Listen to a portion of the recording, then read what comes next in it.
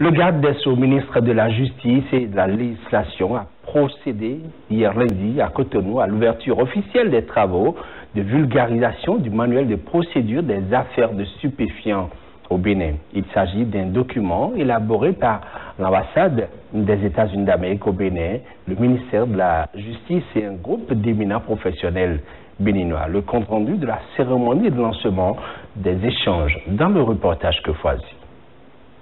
Disponible depuis le 10 mars 2016, le manuel de procédure des affaires de stupéfiants entre désormais dans sa phase de vulgarisation. Il a été rédigé dans le but de renforcer et d'harmoniser au plan national le traitement des affaires de stupéfiants. Il constitue donc l'essentiel des dispositions légales et réglementaires ainsi que les bonnes pratiques en matière de lutte contre le trafic de drogue. Et dans le cadre de sa vulgarisation, sont prévus 6 ateliers régionaux pour présenter le contenu du manuel dans les 14 tribunaux de première instance et les 3 cours d'appel du Bénin.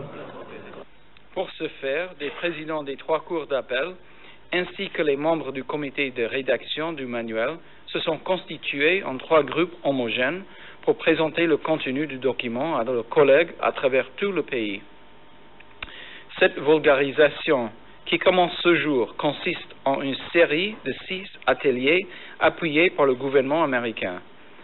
En outre, des exemplaires de manuel seront distribués respectivement à l'École nationale d'administration et de magistrature, à l'École nationale de police et à l'École nationale de gendarmerie. Le but de cette remise est de favoriser la prise en compte du manuel dans les programmes de formation initiale des auditeurs de justice, des greffiers, des policiers et des gendarmes. Ainsi, l'appropriation du contenu de ce document va à coup sûr améliorer les relations entre les différents acteurs de la chaîne judiciaire béninoise, d'où la nécessité de l'introduire dans la formation initiale.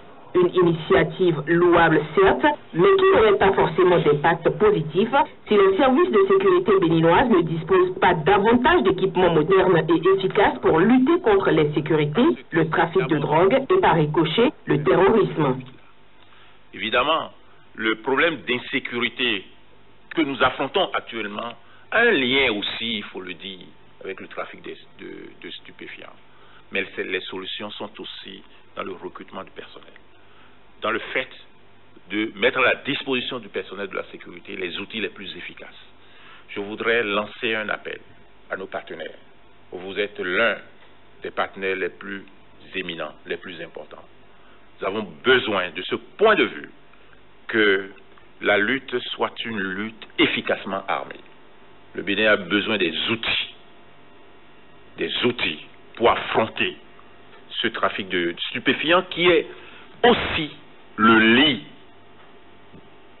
à d'autres éléments rentrant dans le cadre de l'insécurité, notamment le terrorisme. Parce que le trafic de stupéfiants nourrit aussi le terrorisme. Nous avons besoin de formation, mais nous avons besoin d'outils adaptés. Aussi bien sur le plan sécuritaire, mais aussi sur le plan de la justice.